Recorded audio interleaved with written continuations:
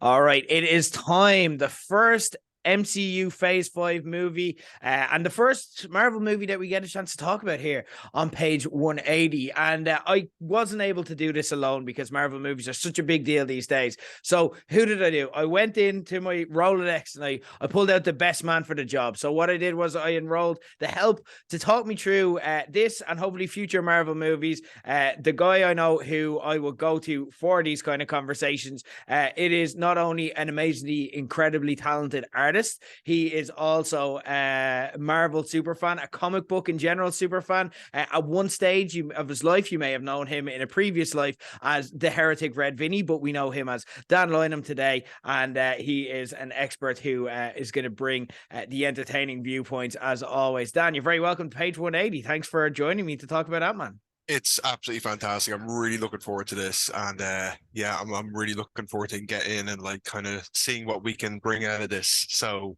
yeah, hopefully, like you said, it's gonna be the first of a few. A lot of stuff I'm very eager to discuss. So we'll see how this catches on. Yeah, we are not stuck for discussion points. But first, before we get into the movie itself, kind of give me just, again, obviously I know, but just to give the listeners a background on yourself and your own kind of, Marvel kind of experience. Like, did you start off reading the comics? Did you start off with the movies and then get into the comics? Obviously, look, for anyone who's watching kind of the YouTube, they can see in the background, there is a giant collection, comics, graphic novels, toys, pops. I love it. Amazing. Looks incredible. But yeah, like what's your kind of background and how did we get to today? Put it that way. Oh yeah, well, like when my background, the comics goes back to when I was 4, and I got into the superhero movies like Batman '89 was on its way out. I was a big fan of the original Superman movies, and as you probably may remember, our only option for comic books back in the late '80s, early '90s was those large A4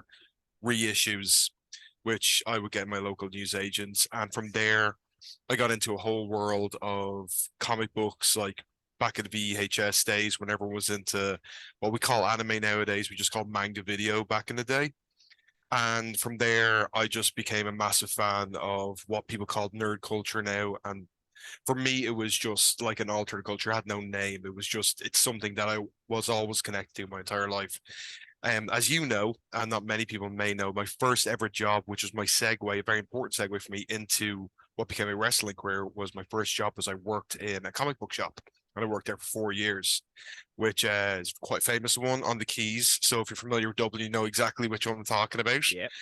I worked there for 4 years, which gave me a fantastic. I had a decent understanding of the comic book industry, but once I got in there, working with people from the inside of the industry, and then having a library at my disposal every single day. The rule of thumb in the shop was when you're on your lunch, grab whatever comics on the shelf, as long as there's at least two, and feel free to read it. So every single day I had, for 4 years, I was fortunate enough to be able to explore everything without having to worry about if I was going to buy a good title or not. So from there, like my love of comics grew. Massive fan of the 90s style, even though people look back at it quite apprehensively nowadays because it was so hokey, but I love the outlaw comic scene that was popular then. I loved just back when it was a kind of really pure thing, and with the MCU being what it is now, it's absolutely fantastic experience to really theory craft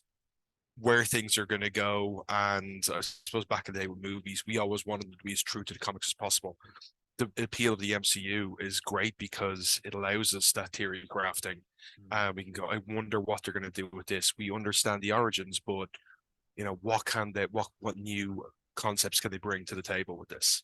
Yeah, amazing. And it is, like I always say, we've got a phrase in this show that great stories are meant to be shared. It's great that, I suppose, for someone like yourself who has that background and for years, like, followed this since day dot, to see it kind of reach the mainstream culture and to be able to talk about it with pretty much anyone at this stage. So it's, it's really good that it's got to this stage. Anyway, look, we're going to zoom in on Ant-Man Quantumania, and we will zoom out as well and kind of get into those theories and kind of get your expertise involved as well. Maybe you'll be able to educate us on some lore that we mightn't have picked up on if we haven't read the comics and so on. First off, as we always do into the spoilerverse, I'm going to go through what we watched to kind of put us back in the mind frame with my alt recap of Ant-Man Quantumania. So here we go. We returned to Scott Lang's life as we see him and Hope are breaking up doing book signings and running philanthropic corporations by bailing Cassie out of jail for her latest activist antics. Then she started banging on at one stage about how the locals in East Wall needed her, and Scott just drove her right back to prison for being an absolute melt. End of movie. It was actually a real twist.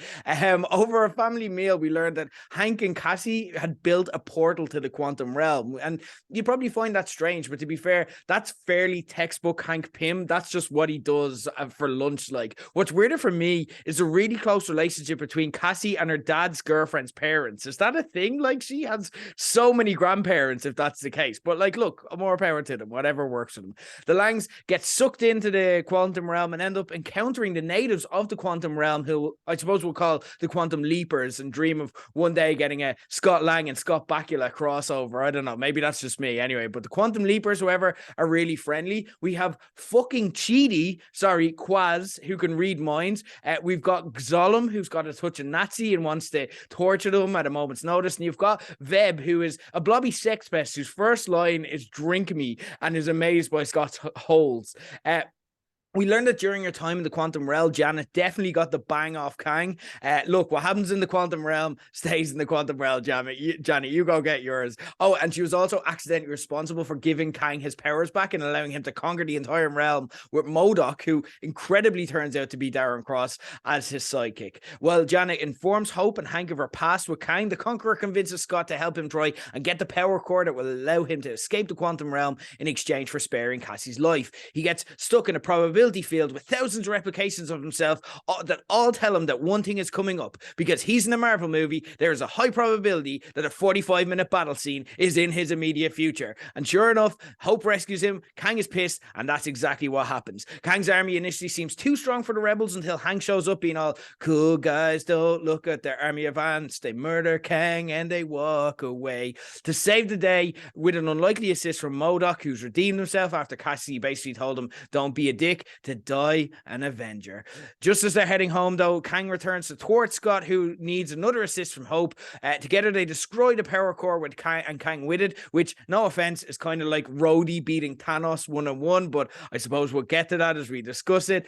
Instead of getting stuck in the quantum realm as a result, which Marvel's focus group shows would have actually been too interesting for us to be able to cope with, Cassie just opens up another door and they're all back home pretty much unscathed after dealing with one of the most dangerous bad guys in Marvel history.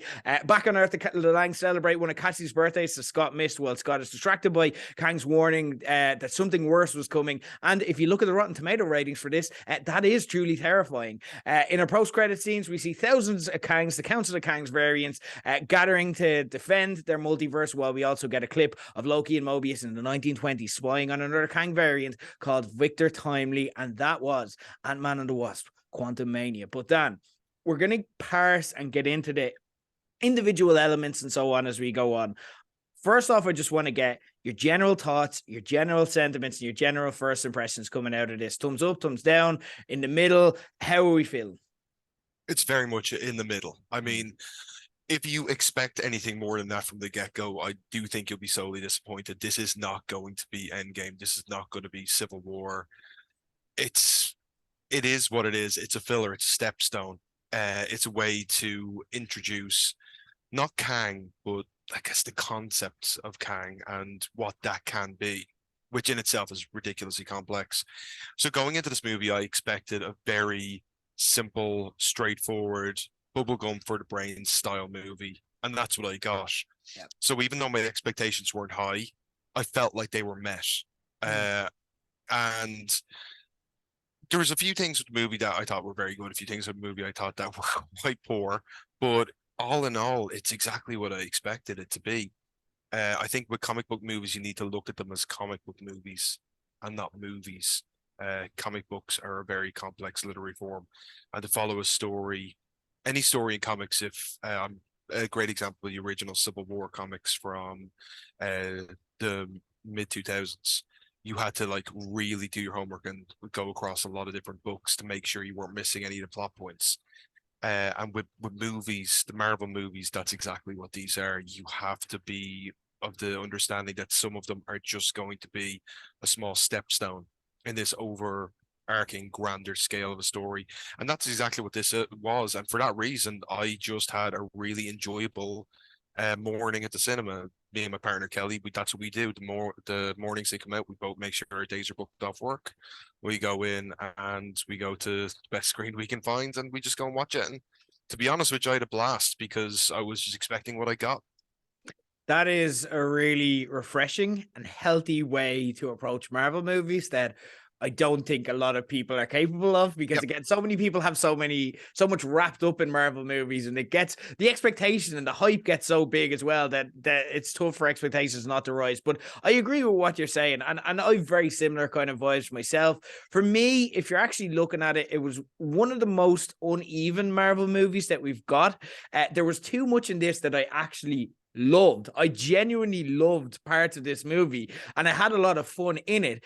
To ever consider calling it bad, it is not a bad movie, and I cannot see it Yep. that way. I enjoy it. Similar to yourself, I saw it on Friday night. I enjoyed my Friday night. That was good. But other times, there were times where, to me, it also just, I was looking forward to an Ant-Man movie. I'm like, at the very least, we're getting an Ant-Man movie. And that comes with like a high floor because it's fun. It's got that humor in it. It's got Paul Rudd. There's certain things where you just can't go wrong with Ant-Man.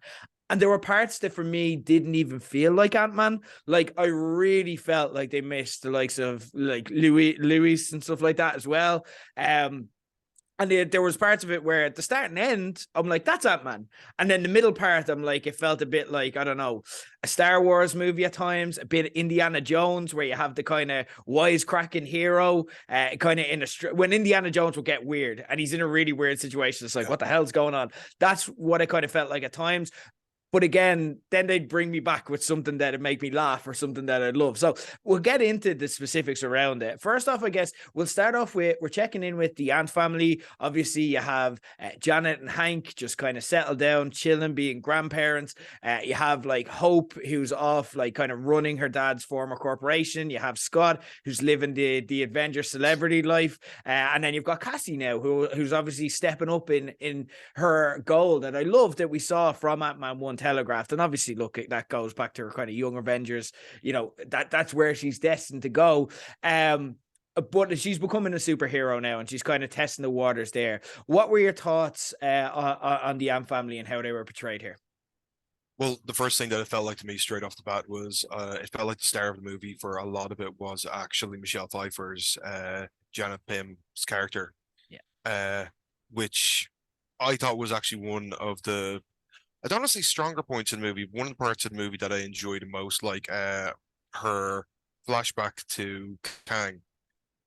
I thought like the way that was done was interesting. I thought he had that villain moment when she realized who and what he was capable of, and I think that was the strongest part of the movie. That's one of the things that I really enjoyed. Uh, What's the line? Win. Oh, that got me. That line yeah, got me. What are you gonna do? Win. And then he's just like deadpan. It's like, oh shit.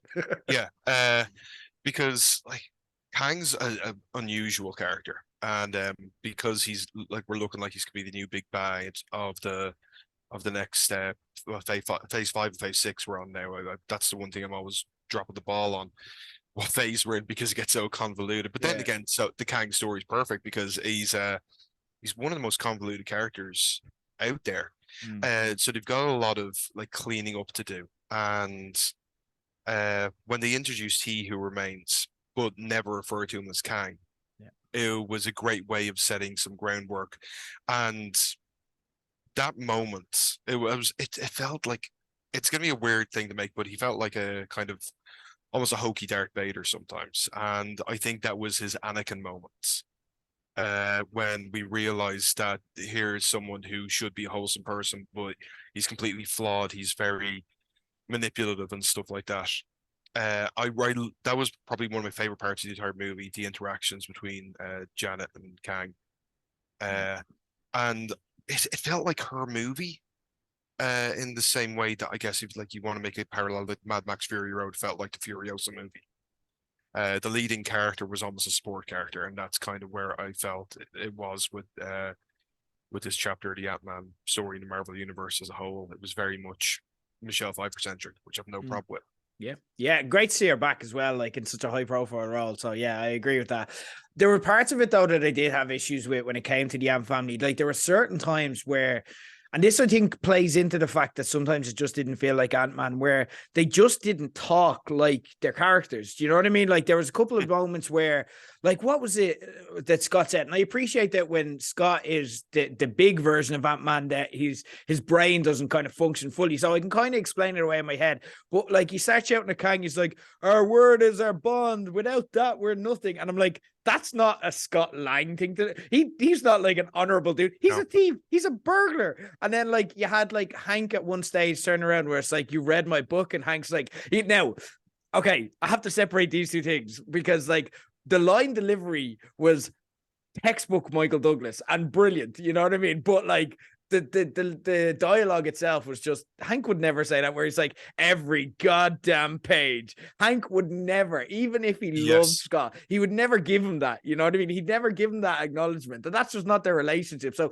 there were times where it didn't feel. I liked Cassie, and I know that like a lot of people didn't. I'm hearing kind of reviews where people thought she was vanilla or generic. I thought she was really good. I thought she carried it quite well. It's tough in these roles. She's not getting the rampway of, say, Florence Pugh or Kate Bishop to kind of establish herself as likable as it is. But I thought she made the most out of what she did, and I kind of want to see more of her. But again, like kind of my main problem, I'd agree with you on everything you said about Michelle Pfeiffer. I thought she was a breath of fresh air. Hope was just non-existent. And then like there were times where it's like, oh, we're not doing much with Evangeline. We better do something. And then it's like, let's have her save the day at the end. And then that was it. She was just kind of in it.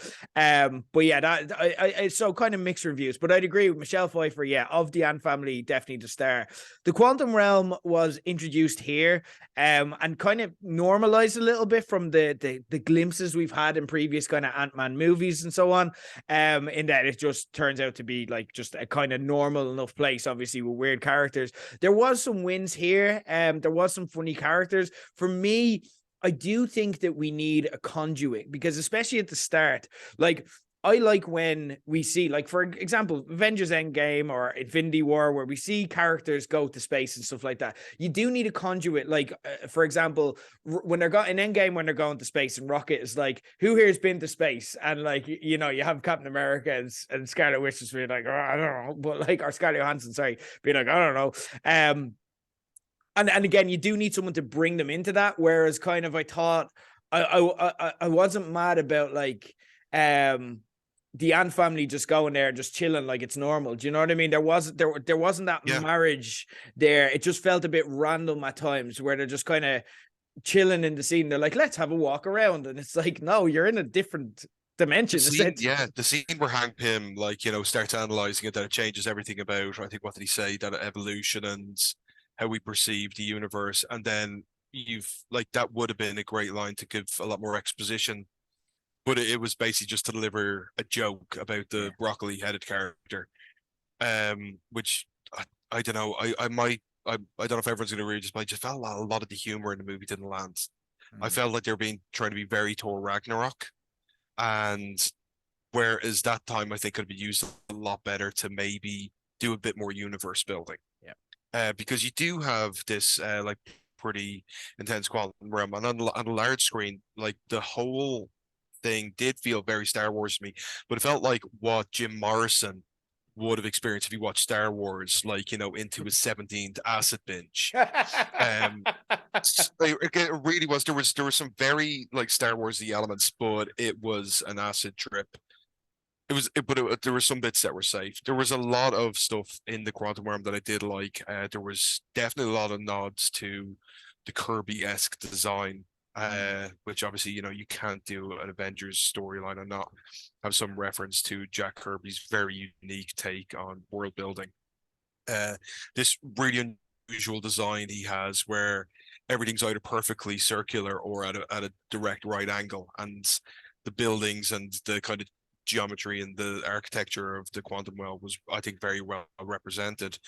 But like you said, we didn't get that that narrative that we needed to develop it further, because I think going forward to Quantum Realm, it's going to become, in the next couple of movies and the next couple of TV shows, it's going to be something that could have its mythology is going to be important.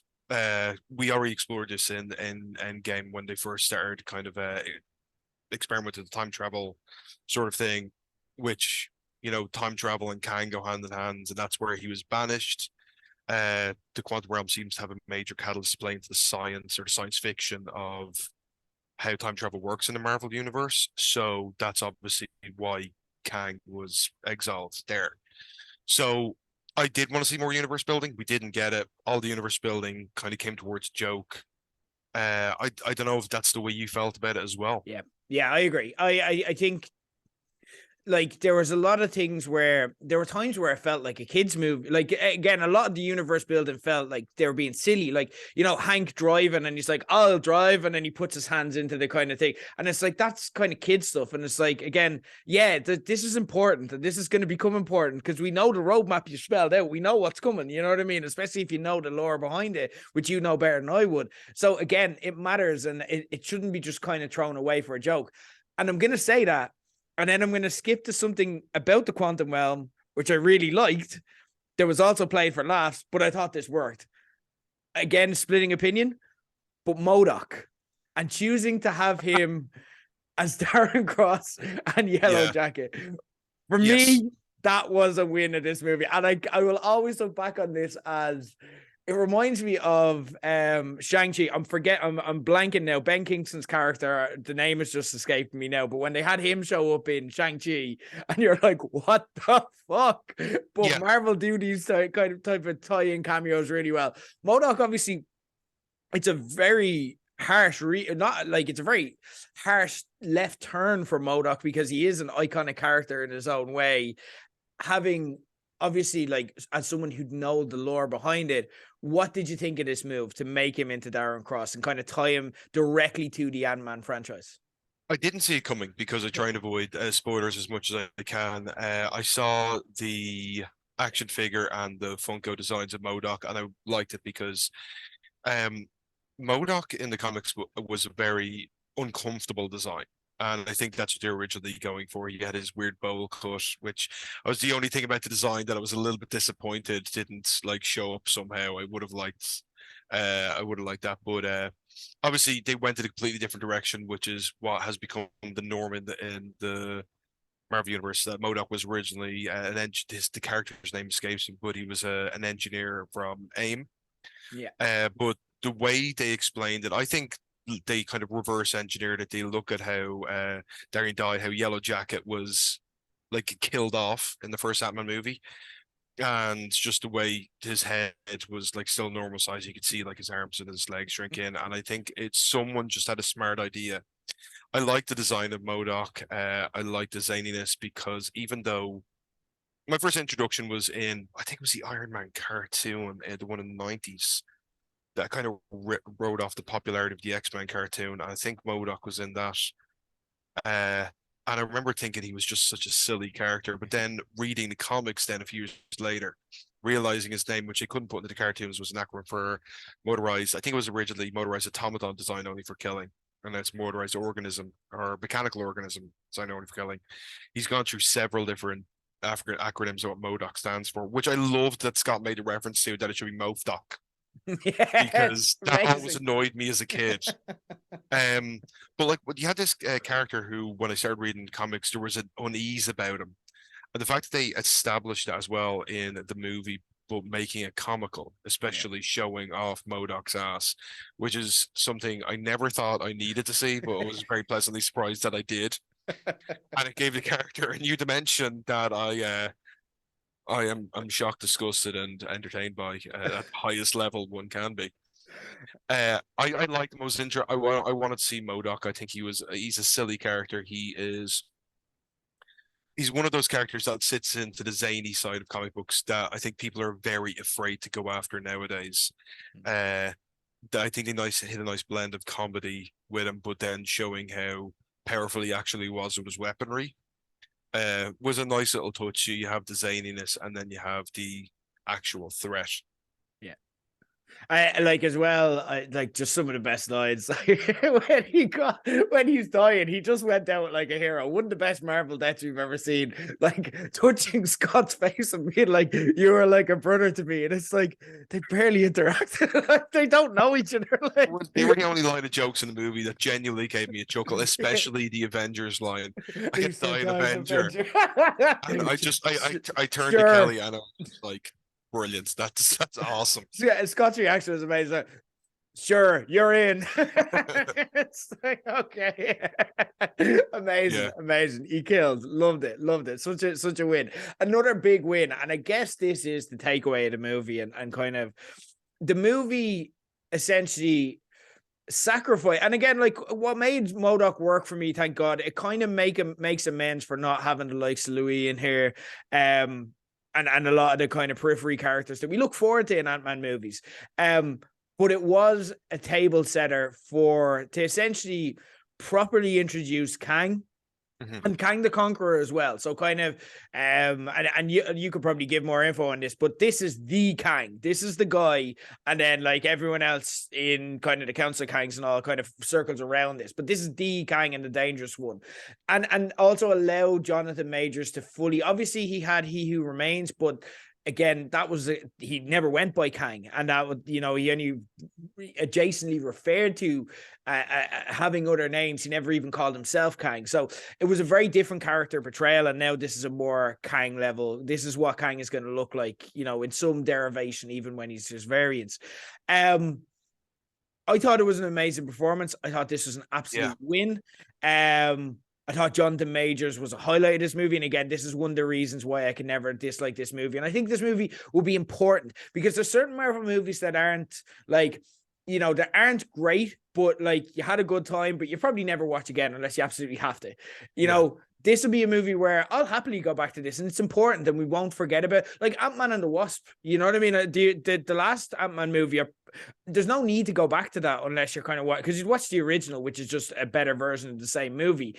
But this movie is important and probably needs you to go back to it a few times, and it's because of Kang. How do you feel they kind of stuck the land here? And also as well, I want to get your thoughts on how he went out, because I did not expect Kang to die in this movie. And especially when I saw Kang the Conqueror, I'm like, there's a compromise here. Maybe he's getting stuck in the quantum realm. I didn't expect him to die. So I want to get your thoughts on all of it. Yeah. I think, first of all, with the death, I think there's a lot of ways they could go. Because he did get sucked into the core, and we can see obviously that it generates that realm of probability that they explored. So could this power him up? We've seen the same thing happen to Yellow Jacket, and then he turned out to be MODOK.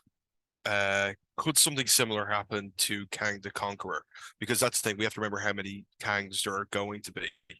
I mean, we saw in the post-credit scene the Council of Kangs, and it really hit home with the fan service on that for me, because we got to see a lot of the Kang variants, or there was a different name referred to in the comics, but just the alternate Kangs that played a pivotal role. Because, like I said, it started as Kang is an incredibly convoluted, complex character, but the reason he's convoluted and complex, you have to admit, as a fan of the comics, it's not because he was written that way. It's because, I mean, he's the poster child for retroactive continuity, because the fans can't even agree on when his first appearance in the comics is, realistically. You've got not Amon Ra, Amon Tut, whatever his character, Yeah. Ramatut from Fantastic Four, which then, like 200 issues later, you found out that was Kang's first appearance, but then his Avengers #8 was his actual appearance. But he's a great storytelling mechanic, Kang, because there's been so many different oh my god moments over the years when you realize, first of all, he's obviously got his lineage to the Fantastic Four, the reveal of like Iron Lad as a Kang variant and stuff like that, but the good Kang variant, which is probably what they were trying to do with He Who Remains, saying he was he's the best version of them. Because I'm not sure if they have any plans, or if they could really introduce Iron Lad into the MCU, especially with a name like that. It won't go over with the Irish audience anyway. Jesus Christ, they We need to love do a it. lot more market research there. See, they going to see Iron Lad, lads. It's like We'll give you an bring your Ireland. bring your tissues. There's, there's somewhere down like on one of the back streets in Temple Bar showing it apparently. But They're always showing an Iron Lad on a Friday so night. they're up to Iron Lad 17 at the 16 wasn't that good. No, But no, like Kang's interesting, and they could go a lot of places with it. And obviously, we know the Avengers movie that is obviously going to be it's going to be following the system we got with Infinity War and Endgame. It's going to be one big movie split into two. The Kang Dynasty is like, what are they doing with this now that we have had Kang the Conqueror, as he's been referred to in the movie, essentially, from what it seems like, being killed off. And by then Ant-Man and the Wasp. Like, come on. yeah, it was a weird one. They were trying to do something that they missed the boat on, which was once again, it was because a lot of the story is rushed, but you had Hank give this very quick delivery about how his ants had evolved 1,000 years, and then an army of these highly evolved characters attack Kang, and he gets away with it. He gets away to go 1-on-1. Now, Kang's power comes from his suit solely. He doesn't really have, well, in the comic books anyway, he doesn't have any like superpowers. He is a dude in a suit, but the suit is, if you want to go into power levels, you're talking like post Asgardian technology, you know, because he has defeated like Thor level, Omega level threats in the comics with nothing but his technology. So it's like what Thor described magic technology being in the first Thor movie, that they're one and the same when they get to a certain level. That's kind of the level of power that Kang's at. We should have seen Kang standing toe to toe against an army of thousands, possibly hundreds of thousands of evolved intelligent ants to show his power and his ruthlessness, because let's face it, the ants are cute in the Ant-Man movies. So you miss an opportunity here. Kang could have like vaporized them all ruthlessly, shown his power, which would explain his battle damage, and the fact that basically he did have a physical threat in the movie because his suit was rendered relatively useless, but we didn't have that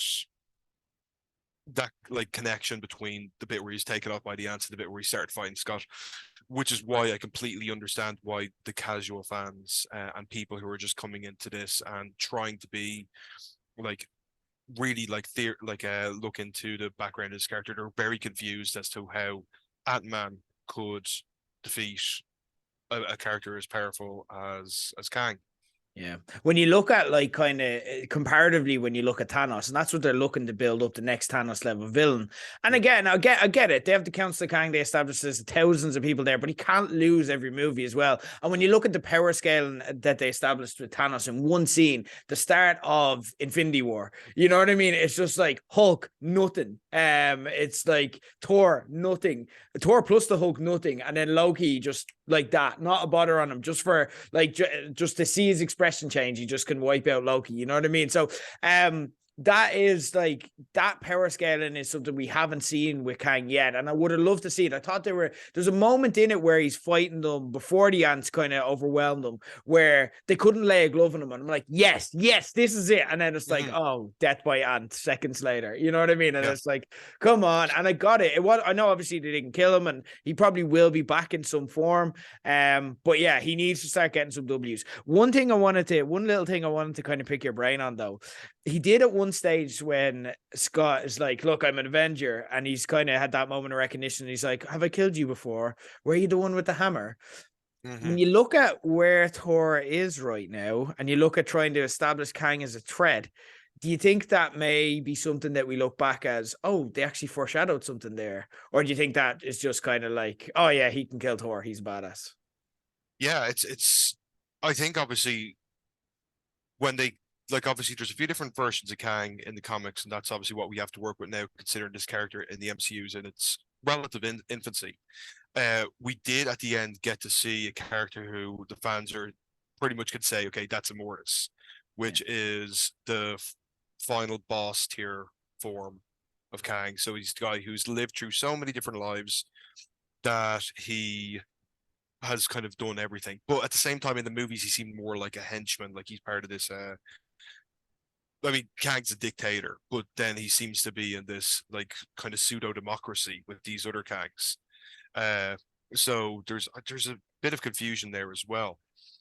But this Kang had some of Mortis's traits as well, like the fact that he seems to have lived so many lifetimes that he has forgotten some stuff. And obviously, being that this is the guy that they're saying began the multiversal war, that's what it's kind of like all the fans are thinking now that he remains ended the multiversal war, but Kang the Conqueror that we got to meet in the Quantumania, he's the guy who started it, or he is maybe at least a war criminal of the multiversal war, that he's become so powerful that he doesn't even remember who he was. Like he remains said he lived millions of lifetimes, but has this Kang done something similar at least to that? And in doing so, how is he gonna chalk up how many deaths he has, how many notches he has on his gun? So I think that we have more opportunities to see how powerful he is here, and they kind of shit the bed on that, really. Yeah. Like but fortunately, I think Jonathan Majors did well enough for the character that we don't care, because we want to see more Jonathan Majors. So we're like, yeah, I'll forget that you lost because you're just really entertaining. So, I think they'll get us back. I don't think it's in terminal there. Is there any theories you wanted to kind of, I'm getting into theorizing there when I'm going for Shadow killing Thor, and kind of coming at you, or and you want to kind of expand on? There's little things. I felt that like everyone kind of felt when they're in the cinema is that he was killed off quite easily. And the thing I'm thinking about this is, were we just supposed to see a snippet of his power? Like, is Kang the Conqueror, is his story done? And now that we know that the end goal here is the Kang dynasty, are we going to see the other variants pop up? But that this character is essentially done. We're going to see something else happen, or are we going to see some sort of, because like I said earlier, we go with Marvel Cinematic Universe, we're going in different directions to where the comics went, which is nowadays it's a refreshing kind of change of pace. So are we going to see a kind of a new direction taken with Kang? Are they gonna, the council kind of just eradicated themselves in the comics, and the Kang Dynasty storyline in the comic, it's not going to be epic enough for what they want to do in the movies, because he basically just fucked up Europe and that's about it. So are we going to see maybe some sort of like a combination of like a Kang, like a Kang? There is a Kang Prime in the comics, but like an Omega Kang, like is he going to achieve a near level godhoodness? Because what they have established in the comics with how far advanced he is, and also he's someone who's lived a million lifestyles, should be like a master of all forms of combat, which we got a small glimpse of when his costume was rendered useless, his armor. But we could have gotten like the villain monologue from him to say, I'm not just my trinkets, I'm not just my technology. And that was you called that back to the start of Infinity War when we saw Thanos go toe to toe with Hulk. And in the cinema, I remember that was a big wow moment for a lot of the people that were like in the screen, even for myself. I thought that was a fantastic way of establishing Thanos not only as a military genius and this universe-ending threat, but he could throw down with someone like the Hulk. That was one of his And again, more. his henchmen just didn't stop him. That's what I loved about it. They're just like, no, leave him. He's having fun. And it's like, they're not the least bit worried. They're like, no, even when Hulk seems to be like kind of getting a little bit of a headway, it's just like, nah, just leave him. It was amazing power scale. And if they're done with Kang the Conqueror, the Quantumania Kang, and they want to move on to some of the different iterations that have hit different variants of Kang in the movie, with some I'd like if they went in a different direction to what they have in the comics. But if you're going to first and we start seeing these different variants pop up, then if we've just seen a snippet of his power and we've been given like that exposition to understand who he is, what he's capable of, but if the next version comes along, if he's like, the next tier up on the power scale, then I'd be okay with this guy basically being the madman he was, because the council that we saw at the end seemed a little bit more focused. So that's where it's not really a theory as much. It's something I'd like to see. One thing that I found interesting with the design, which is one thing I always go to with characters, because as you know, like design for me is just always a massive thing, Mhm. what I've done in the past, is that I was very captivated with how they got such a hokey outfit to work on the big screen, because let's face it, Kang has a disastrous outfit. It's just terrible. But it looked pretty cool in the movie, and the addition of the scars to explain the lines on his face was interesting.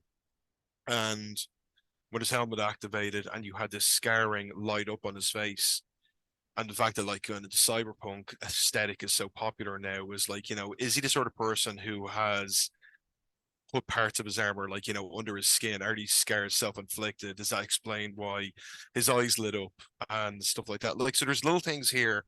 I'd like to see him more ruthless in it to him. I think doing like a surgery on yourself and like cutting chunks out of your own face to put like some implants to control your suit, which would explain his the power level he had in the cells when he was interacting with Scott. Stuff like that I'd like to see explored. But we have a lot of movies between now and the Kang Dynasty, and of course then leading into Secret Wars. But I think he's going to become more, even though we have a Fantastic Four movie coming, I think he's going to become more of a Victor Von Doom character as opposed to the Kang we've seen in the comics, because they took a completely different path with Thanos. Like if you've read, like the early Thanos stuff can be completely disregarded, but if you go straight to the Infinity Gauntlet, Thanos is a nihilist.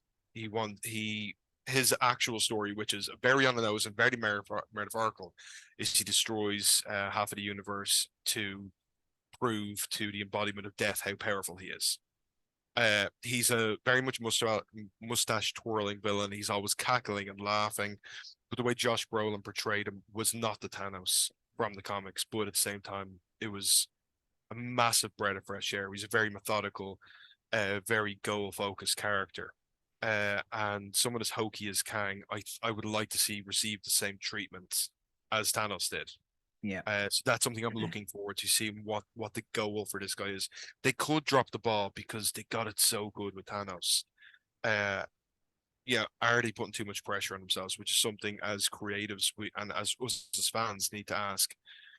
With Marvel having a lot of swings recently and more misses than hits, are they going to be able to give us the villain that can, topple the Thanos level threat? Because that's what everyone's going to compare them to. I think it's interesting. I think we will see the Conqueror back, and we may also see variants of him and so on and so forth. What I think is going to happen is, because with the Council of Kangs, they established there's thousands out there. We don't have thousands of movies to get through, you know what I mean? And you do kind of have to take them one at a time. I think there'll be an element, and there'll have to be like around the Kang Dynasty, where there's the divide and conquer element. So like, when the Council of Kangs were speaking in the first post-credit scene, they spoke of the Conqueror, and so did He Who Remains, as almost like a nuisance.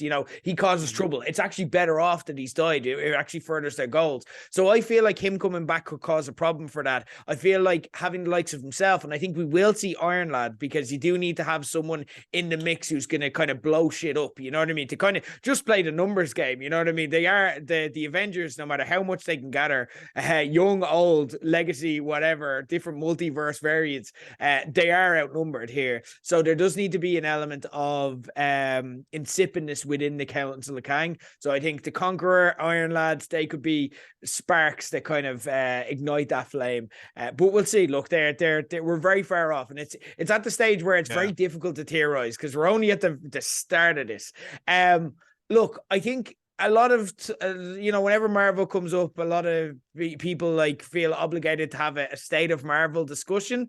I don't think, and I think kind of your attitude is healthy towards it, where it's like, look, it is what it is. It's a comic book movie. Let's not kind of take it too seriously. And I don't think we need to have that discussion, because I don't think that's necessarily a productive discussion to have all the time, and we want to enjoy it. But one thing I do want to get your perspective on as we wrap up is, I want to get your perspective on where this movie lands for you so far. And again, these rankings can go up and down, you know what I mean? However you want to contextualize it, alongside other Ant-Mans in kind of phase 4 or 5 post Endgame, or the MCU overall.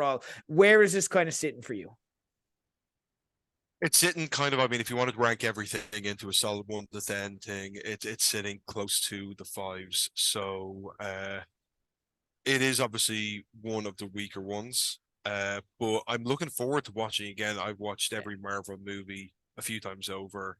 It's become like, for me and a lot of people I speak to, it's become a comfort thing. So it's very easy just to throw one on in the background on your day off or while you're doing something else. But I will sit back down and watch this again, to really kind of just take it in, because you know yourself, when you are looking forward, I really do look forward to Marvel movies, regardless of how excited I am or not going into them. You do have that kind of, all right, here we go, excitement, and the adrenaline can almost like rob you of the attention you can pay to it. You know, it's very much, it feels like you're on a roller coaster the first time you see these things, and the second viewing is where it really comes into play. I won't be going back to the cinema to see it, whereas some other ones I have. But it's gonna be one of the ones that is gonna be a pretty easy skip. However, a lot of people said that about Age of Ultron, and now looking back, that's become one of the more important ones. And the more you watch it now, with what we've had over the last since I guess 2019, it's given more breath to that movie. I do think Ant-Man and Wasp is going to become this. So as it sits now, I think it's weaker. I think it's going to become a more important watch as we see more of the movies come through. And I think there's stuff we haven't seen there yet that might be retcons. But there's stuff we're gonna kind of pick up on as the next few series of movies and the television series come out. But I know I do have high hopes for Kang. He wouldn't be one of my favorite characters. We were all talking, me and my mates, about who we thought the big bad was going to be, and I think the first saga of the MCU has suffered from maybe burning through too many characters too quickly, because Ultron was a massive missed opportunity. And they can't even go back and redo it now, because what they've touched on with What If was multiversal Ultron Prime, and then the Ultron bots in Multiverse of Madness. That character has done what they're supposed to do. Even though he's popped back up in the comics, I think that's it done. So I have high hopes.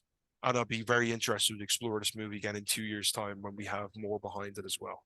Yeah, I love the Age of Ultron comparison. That really resonates for me. I have it around similar to you. I have it like, so I'll always rank. I love having letterbox lists and stuff like that as well. So I have it 21st on my MCU list. I have it behind Captain Marvel, between Captain Marvel and Black Widow. So like, look, not bad. I like those movies. In terms of like Phase 4 and 5, I have it ahead of Multiverse of Madness, Eternals, and Wakanda Forever. But I have it behind No Way Home, Shang-Chi, and Love and Thunder. I know the last one might rankle some people, because that tends to be very up or down for certain people. Anyway, look, I think now we're getting into a stage where we begin looking forward to the next movie, but I feel that since it's a Guardians movie, I feel kind of safe that we can.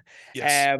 And James Gunn, you know, going out with a bang, he's either actually going to want to, like, you know, have the best movie ever, or he's going to completely sabotage the MCU now because he's running DC. Yep. So we'll see. But either way, it's going to be interesting. We're going to have a lot to talk about. And Dan, I can't wait to talk about it with you. Thank you very much for joining me today on page 180. Absolute excellent pleasure. Stuff. And yeah, like I said, we're just beginning the Dan Lynam verse here. So I can't wait to see. In a very dark rabbit hole, ladies and gentlemen. Wait till you see his variants. Wait till you see. I've seen a few of them. Good one. Thanks so much, man. Great stuff.